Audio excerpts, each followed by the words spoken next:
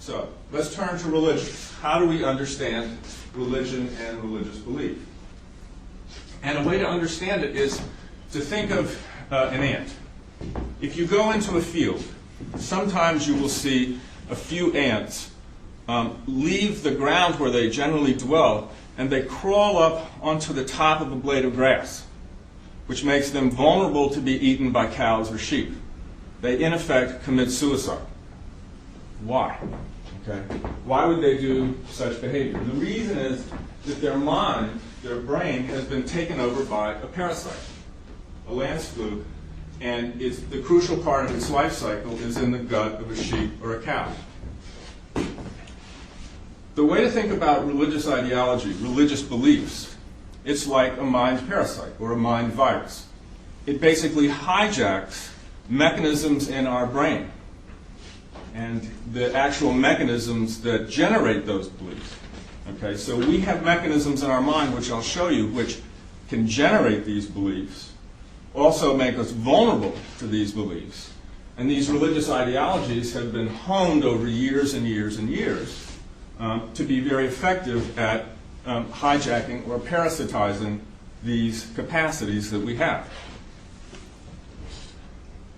A way to think about religious ideas are that they are extraordinary use of everyday cognition. What I will show you is that there's no sort of religious module in your brain. Okay? Religious ideas are a byproduct of cognitive mechanisms designed to solve other problems. Now, what's a byproduct? Let me illustrate it this way. Some of you are taking notes.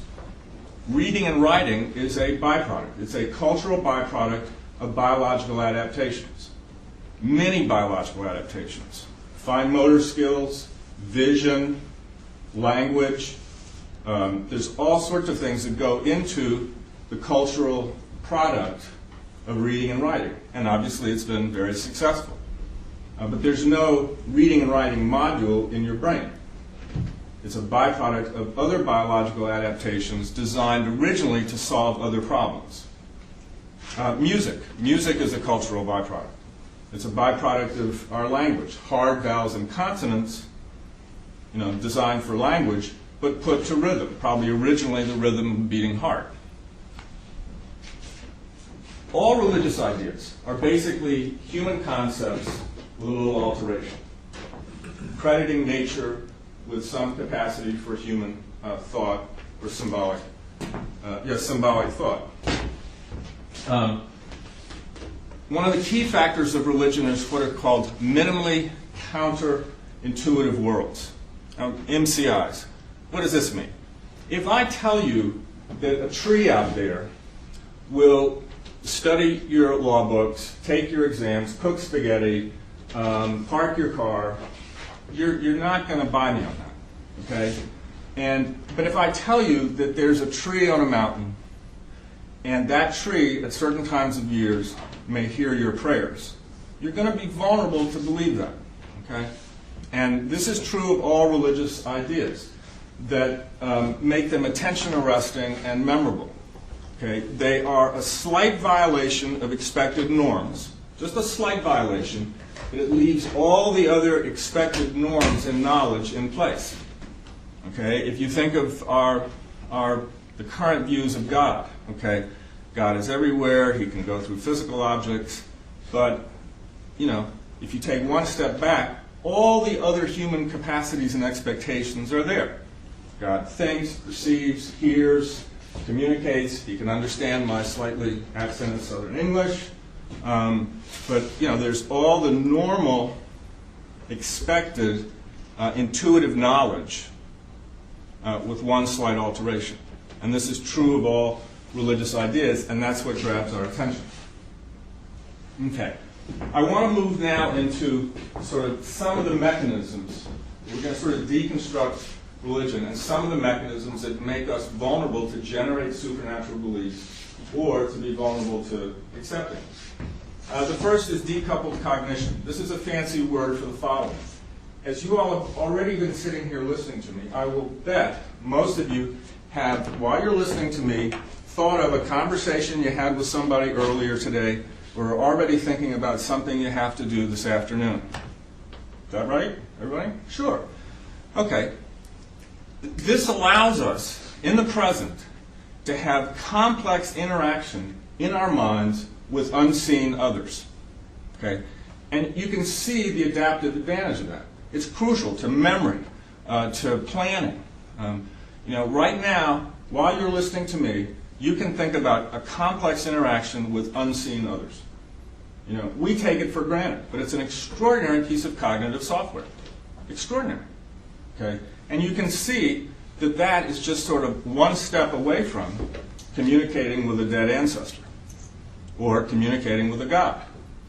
Now, I see here people that have got gray hairs like me, and so there are people that, through their lives they've lost. I'm sure, I do, you have moments where you're still communicating with somebody who's not here. You go to the grave, you talk to them. I mean, it's a human attribute. And you can see that, religious ideas can very quickly grab onto that.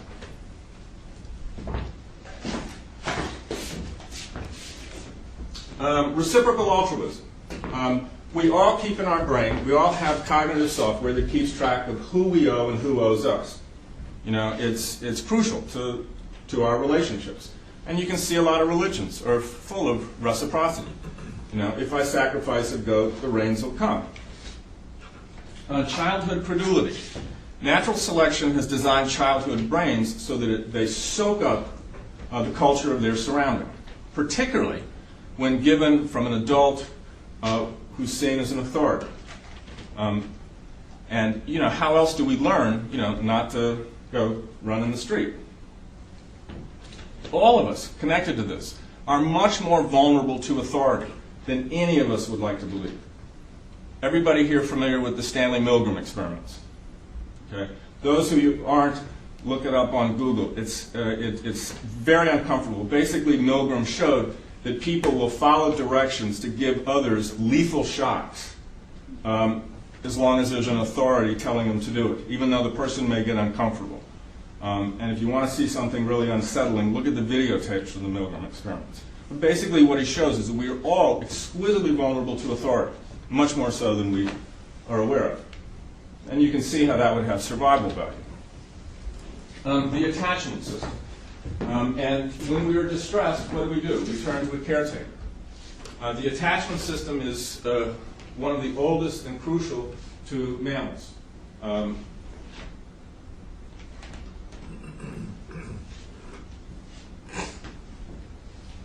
Again, all of us, even as adults, when we are in pain, we turn to people with whom we have caretaking attachments.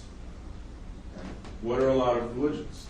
You turn to a caretaker, a super parent, so to speak, or a super caretaker. The attachment system is part of romantic love. When we form long-term relationships with individuals, it's that attachment system, even as an adult. But even the capacity for romantic love is hijacked by religions. How many of you have seen the letters of Mother Teresa at the time that she became a nun? And she talks about falling in love with Jesus, getting married to Jesus. If you remember, if any of you saw the movie The Painted Veil, the Diane Rigg character of the nun has a speech in there where she talks about when she was a young girl falling in love with Jesus. That was who she fell in love with as a young girl. Of course, we now know that Mother Teresa had lost her faith very early on in her life and suffered enormously from it. When you look at this picture, think for a moment what it calls up in your minds. Okay? For me, when I look at it, I think of a kindly older brother. Okay? All of us have the capacity for transference. This was something that Sigmund Freud discovered. And it is basically that we base present relationships on past relationships. Okay? We basically learn as children how to negotiate relationships. If you saw the movie Memento, it's a nice illustration of what happens when you lose that capacity. And you have to learn about relationships with each new relationship. Okay? Think of the capacity for transference that most religions hijack. Transferences to parents, to good mothers, good fathers, angry mothers, the capacity for transference. And you can start to see how these various discrete mechanisms come together in religious ideas and also in our capacities to generate religious beliefs.